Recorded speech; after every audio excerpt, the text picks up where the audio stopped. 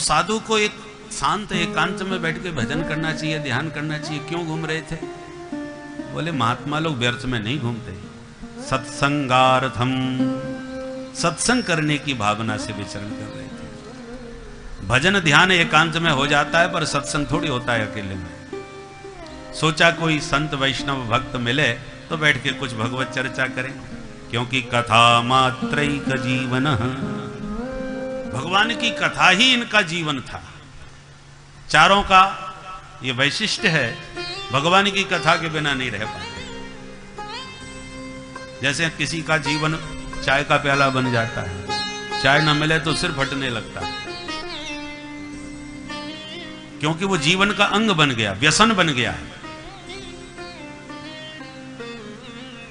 तो सनकादिकों का भी व्यसन है भगवान की कथा, ये सद व्यसन है। किसी भाग्यशाली को ऐसे व्यसन लगते हैं, दुर्व्यसन तो बहुत जल्दी लग जाते हैं, सद व्यसन जल्दी नहीं लगते।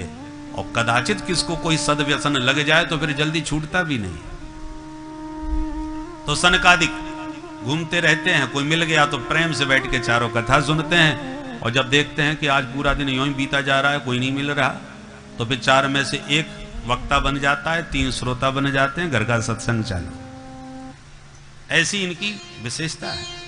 तो सत्संगार्थम समायाता है, इसी भावना से बद्री विशाल की उन विशाल शिखरों पर विचरण कर रहे थे कि नारदम ददृशु, अचानक दूर से नारद जी दिखाई पड़ गए। चारों भैया खुश हो गए, अरे नारद भैया से तो आज बहुत बढ़िया सत्संग होगा, क्योंकि नई नई खबर नारद जी बिल्कुल ला करके देते हैं। पूरे ब्रह्मांड में कहां क्या हो रहा है, नारद जी से बड़ा संवाददाता कोई नहीं। सारी रिपोर्ट ताजी ताजी घटनाओं की नारद जी से मिलती है, इसलिए सनकादिक बड़े खुश हुए। पर नारद जी के जब निकट पहुंचे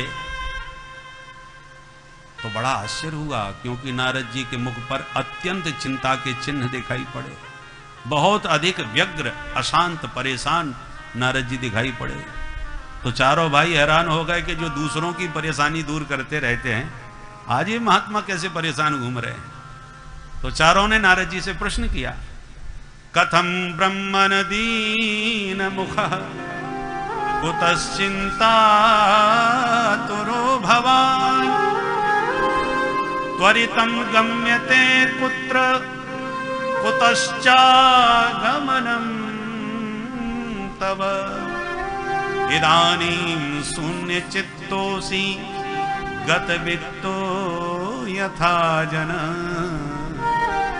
तवेदं मुक्तसङ्गस्य नोचितं बदकारणम्। प्रश्न किया, ओ ब्रह्मन कथम दीन मुख, अरे नारद जी महाराज आपका मुंह कैसे लटका हुआ है। कुतस चिंता तुरो भवान, कौन सी चिंता तुम्हें खाई जा रही है। चिंता कापी न कार्या, श्रीमद् वल्लभाचार्य जी महाराज कहते हैं, वैष्णव को, भगवत भक्त को कभी अपनी चिंता नहीं करनी चाहिए। चिंता कापी न कार्या निवेदितात्म भी कदापि थी। भगवान को आपने आत्म निवेदन कर दिया, अपने आप को सौंप दिया। अब सौंप दिया, इस जीवन का सब भार तुम्हारे हाथों में, और जिसको भार सौंप दिया तो अब उसको चिंता होनी चाहिए कि आप अपनी चिंता कर रहे हैं। चिंता आप अपनी कर रहे हैं, इसका मतलब समर्पण में कमी है, उस पर भरोसा नहीं है। एक सामान्य वनांचल की कन्या ही क्यों ना हो, आदिवासी हो, वनवासी हो, पर कोई सम्राट या कोई राजाधिराज उसका पाणी ग्रहण करके उसे अपनी भार्या बना ले, अपनी पत्नी बना ले, और वो उसको अपने आप को समर्पित कर दे, तो फिर उसे अपनी चिंता छोड़ देना चाहिए कि मैं तो सम्राट की साम्राज्ञी बन गई हूं।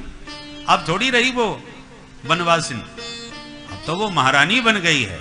तो महारानी बन के फिर भी अपनी चिंता करे, अपने भविष्य की चिंता करे, तो कैसा समर्पण।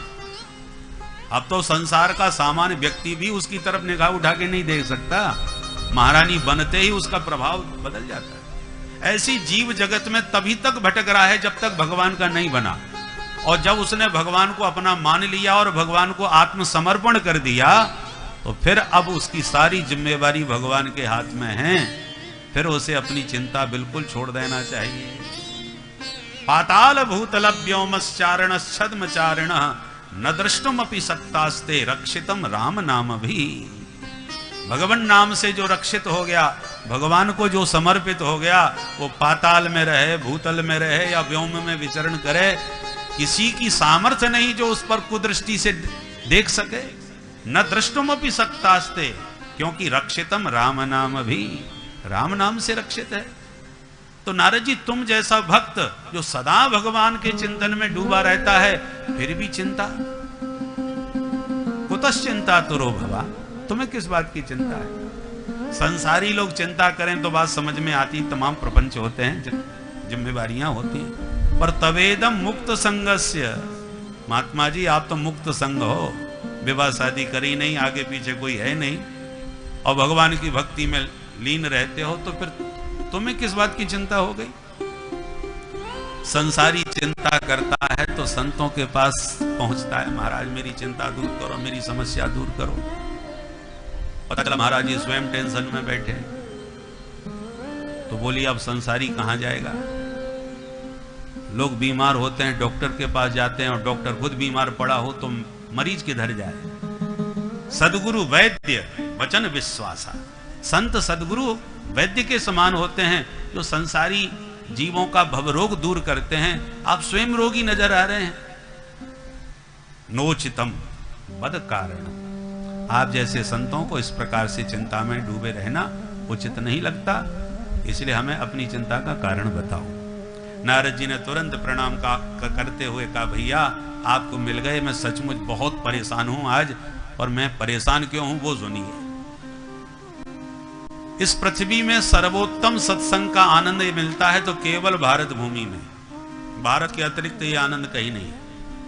ज्ञात्वा सर्वोत्तमामिति, इसलिए मैं भारत भूमि में गया, क्योंकि आपकी तरह मैं भी सत्संग प्रेमी महात्मा हूं। पर इस भारत वर्ष में सत्संग की भावना से मैं सारे तीर्थों में घूमा, कोई तीर्थ मैंने छोड़ा नहीं।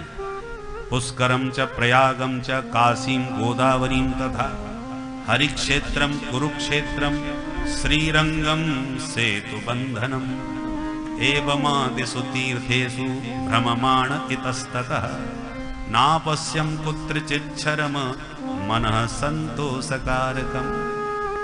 सारे तीर्थों के नाम गिना दिए, बोले पूरा पश्चिम उत्तर दक्षिण के सारे तीर्थ, कुरुक्षेत्र भी गया और रामेश्वरम भी गया, श्रीरंगम भी गया, काशी भी गया, पुष्कर गया। तीर्थ गुरु हैं पुष्कर और तीर्थराज हैं प्रयाग। इन सारे तीर्थों में मैंने घूम के देखा, पर चित्त को कहीं भी चैन नहीं मिला। सनकादिक बोले, नारद जी ऐसे तीर्थों में घूमने से चैन नहीं मिलता, तीर्थियों के पास जाके बैठो तब तीर्थ का लाभ मिलेगा। तीर्थी कहते हैं संतों को, जहां विराजमान महात्मा हो जाते हैं वो भूमि तीर्थ बन जाती है। हमारे पूज्य देवरहा बाबा, जहां जहां उन्होंने अपना मचान बना लिया, आज वो तीर्थ भूमि हो गई, जहां बैठ जाए वहीं तीर्थ बन जाए। तीर्थी कुर्वन्ति तीर्थानि स्वांतस्थेन गदाभृतः, हृदय में हरि को विराजमान करके संत विचरण करते हैं, इसलिए संत जहां विराजमान हो जाते हैं वही भूमि तीर्थ बन जाती है। इसलिए संतों का नाम है तीर्थी। तीर्थी माने तीर्थ बनाने वाले। तो नारद जी कहते हैं मैंने तीर्थों में संतों को खोजा, फिर क्या हुआ? बोले हमें संत मिले ही नहीं। अरे तो कोई तो मिले होंगे। बोले हम मिले तो सही, परंतु केवल साधु भेषधारी मिले, संत नहीं मिले। पाखंड निरता संतः विरक्ता सपरिग्रहा, मैंने देखा पाखंड परायण संत होते चले जा रहे हैं। पाखंड का अर्थ क्या है? पापस्य खंडः पाखंडः, जो पाप का ही एक खंड है। देखने में तो धर्म का अंग लगता है, परंतु गंभीरता से विचार करो तो वो पाप का ही एक खंड है, उसका नाम है पाखंड। अथवा पालन करने योग्य धर्म का जो खंडन करने लग जाए उसका नाम भी पाखंड। स्नान करना, भजन करना, जप करना, अनुष्ठान करना, पुरस्चरण करना, ये सब धर्म के अंग हैं। शौचाचार, पवित्रता से आचरण करना, ये धर्म के अंग हैं। परंतु पाखंडी व्यक्ति इनका ही खंडन करने लग जाते हैं। अरे नहाने धोने से क्या होता है, मन शुद्ध होना चाहिए, तन को शुद्ध करने से क्या फायदा,